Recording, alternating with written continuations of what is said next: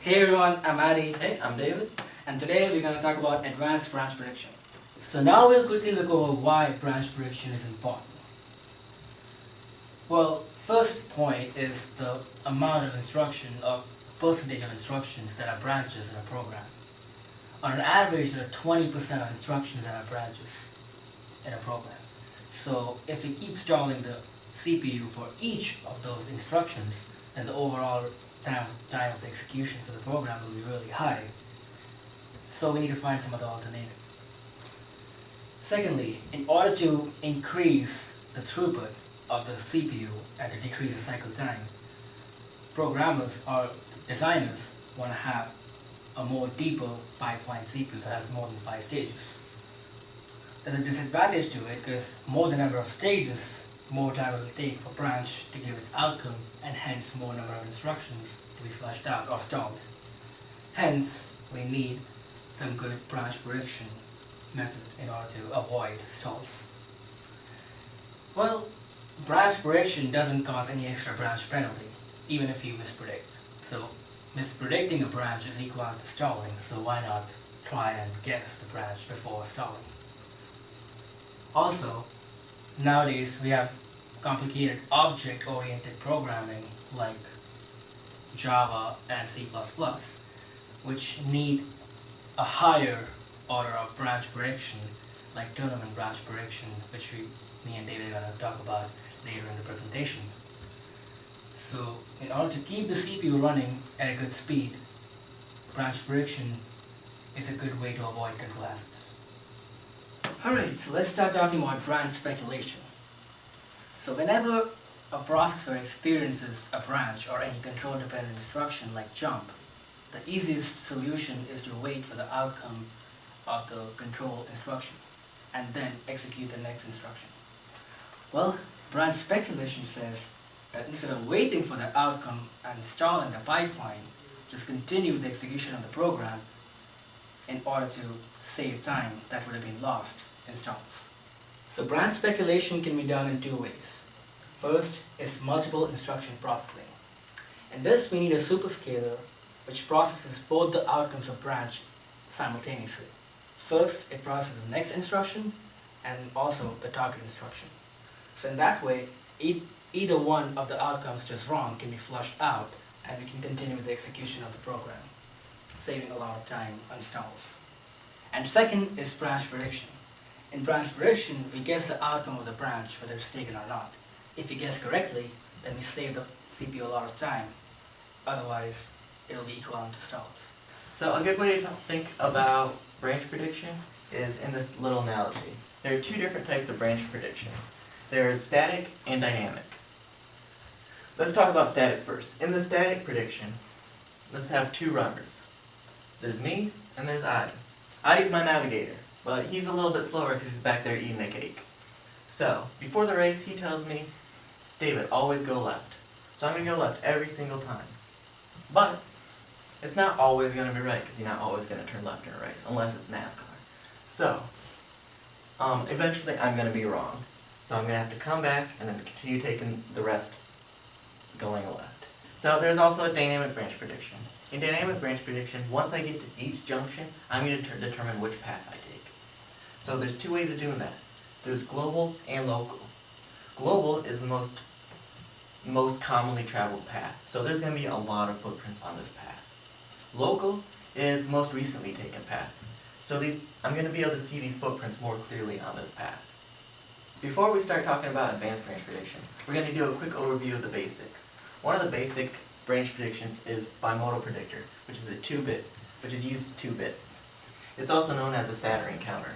A good way to view the bimodal predictor is with the state machine.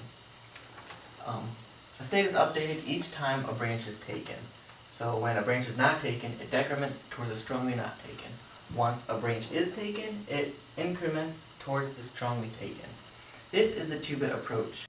So the 2-bit approach means you must have 2 mispredictions in a row in order to change the outcome of the prediction. So now we'll talk about correlated branches. Having prediction depend on the outcome of only one branch could lead to mispredictions or less accurate predictions. Hence, we'll look at branch predictions looking at the branch outcomes of the previous branches. That'll give us better predictions because many of the branches are related. For example, if we have three if statements, let's say if d equal to 0, execute statement 1, if e equal to 0, execute statement 2, and if d is not equal to e, execute statement 3. Well, if statement 1 is executed, that means d equal to 0. If statement 2 is executed, that means e equal to 0. If both are equal to 0, that means d is not equal to e. So we already know the outcome of the third if statement, that d is equal to e. So statement 3 would not be executed. If we could look at a pattern of these kind of statements that are correlated or related to each other, then we can significantly improve the branch predictions. This can be done by different ways, by storing the pattern of the branches and analyzing the correlation of each branch with another branch. Alright, so we're at Arch Lab now because we were kicked out of the library, so we're going to continue with the presentation in the Arch Lab. Okay, so the general idea of a correlated branch predictor is to have a global history register which stores the history of previous m branches. That means the global history register should have m bits to store m branch outcomes. We also have a pattern table, and pattern table has all possible patterns of m bits of branches. That means each bit has 2 branches. That's why m bits will have 2 to the m possibilities. That's why the pattern table will have 2 to the m rows. So when the predictor experiences a branch, it quickly maps the sequence in the global history register with the pattern table and finds the row that contains that pattern, and hence it predicts the pattern according to the next outcome or the next prediction in that row. So a correlated branch predictor can be implemented in various ways. We can have one global history register for each branch, or we can have one global history register that's shared with all the branches. That means the sequence of the global history register will depend on the outcomes of all the branches. We can also have a table of global history register and table of actually shared global history register in which one global history register represents one or more branches. So depending upon how long the pattern table is, we can optimize the length of the global history register in order to execute the branch in the least amount of time. A lot of the branch prediction explored in the early 2000s was much like the bimodal branch prediction we had previously talked about.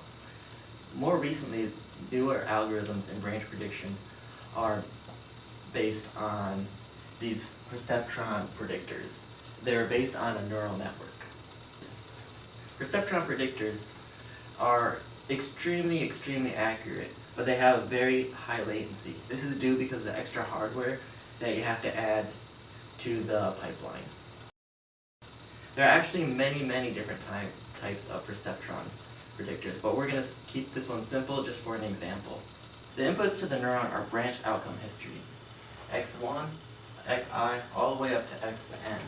The perceptron learns the target Boolean function, which is y equals omega plus the sum of x times omega, where omega is the weighted edges that can be computed by looking at the correlation of all the previous branches. Thus, the target function predicts whether a particular branch will be taken or not.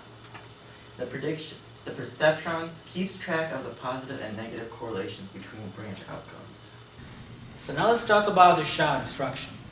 This is something that David and I came up with when we were thinking about the branch penalties and how to get rid of them. So let's get back to the analogy that David spoke about. That David and I are running a race and I'm his navigator and I have to show him the way. So Dave's waiting at a junction whether he should, and thinking whether he should go left or right. I can always shout and tell him, David, go right.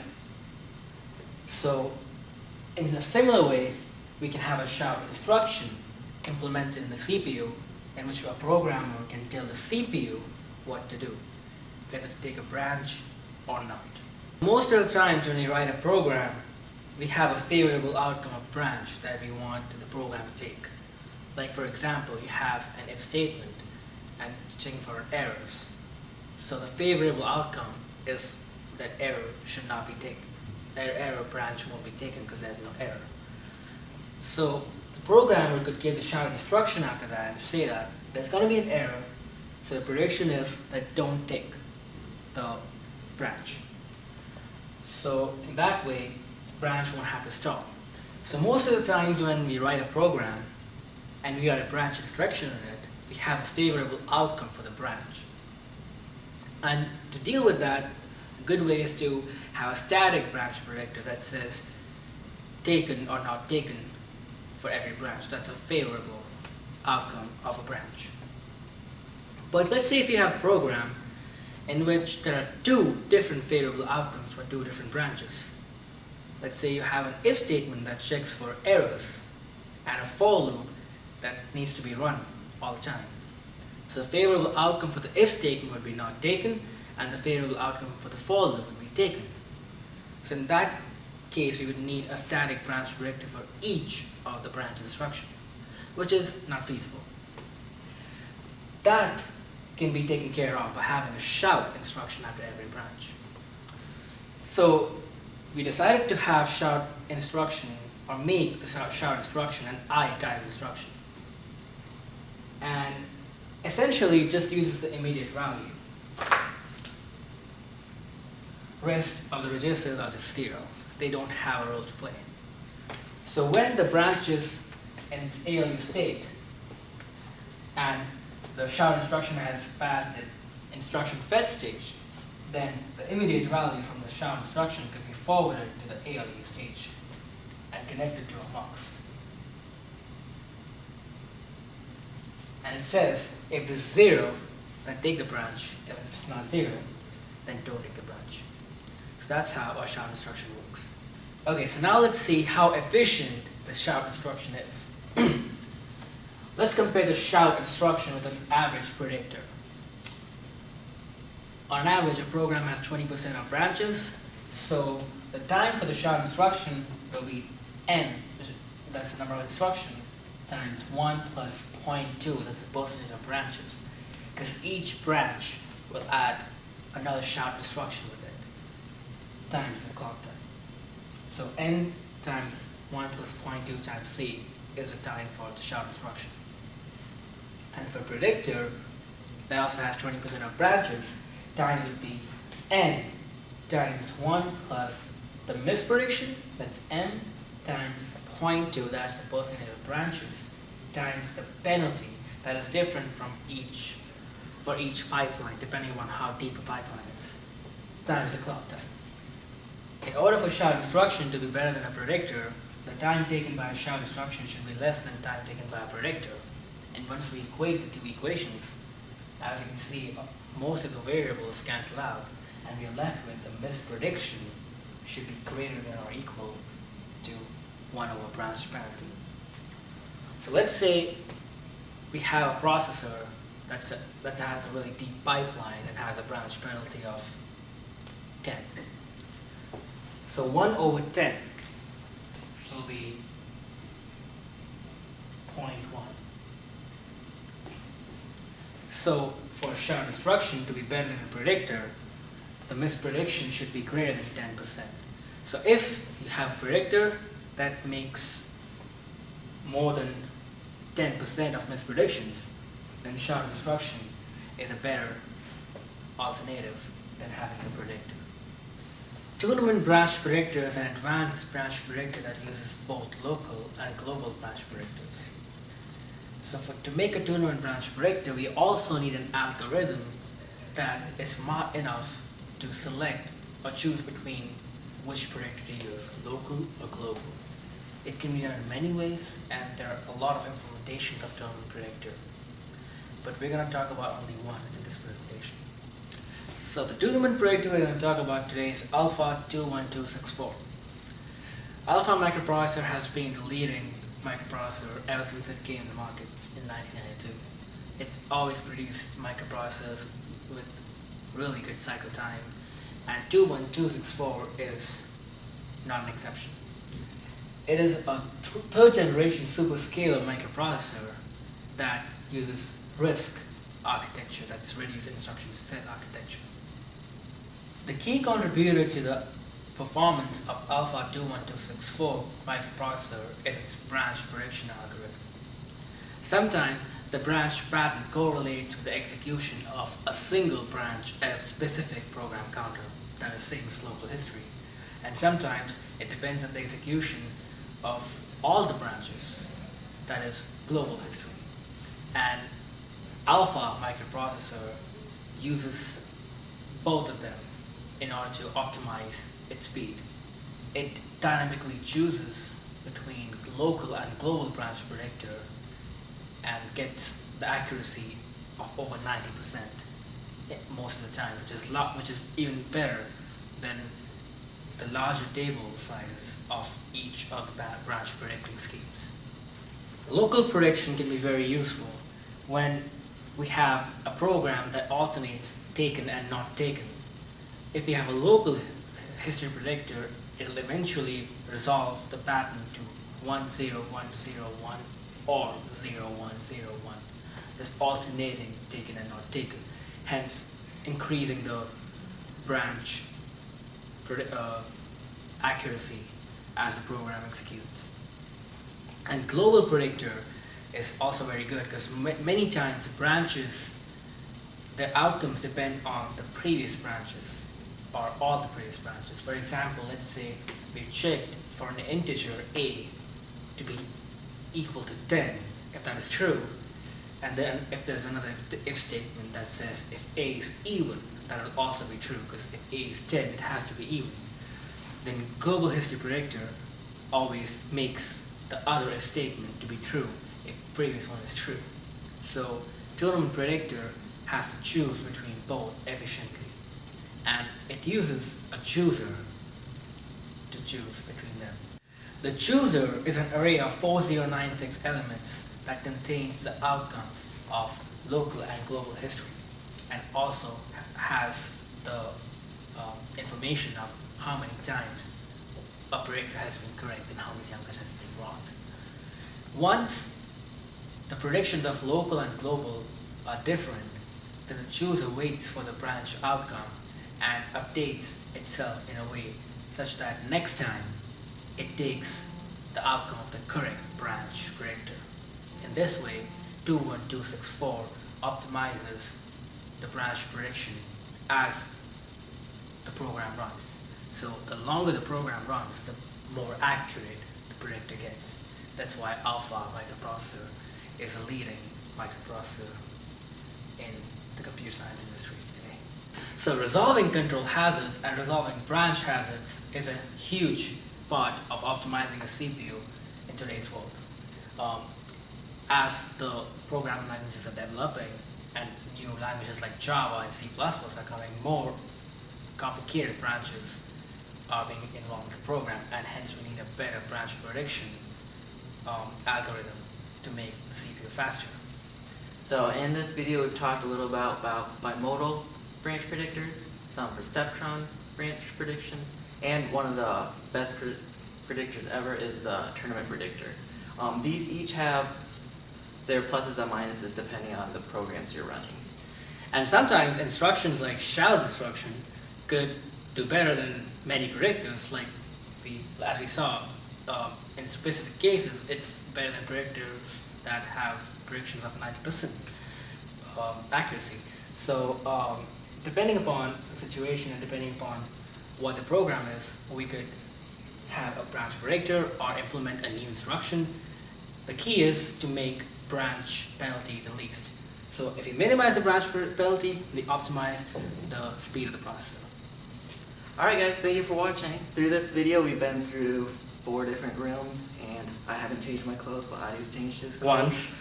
So thanks again for watching, and good luck on your exams. We all are gonna get 100. Yeah, that was really cheesy.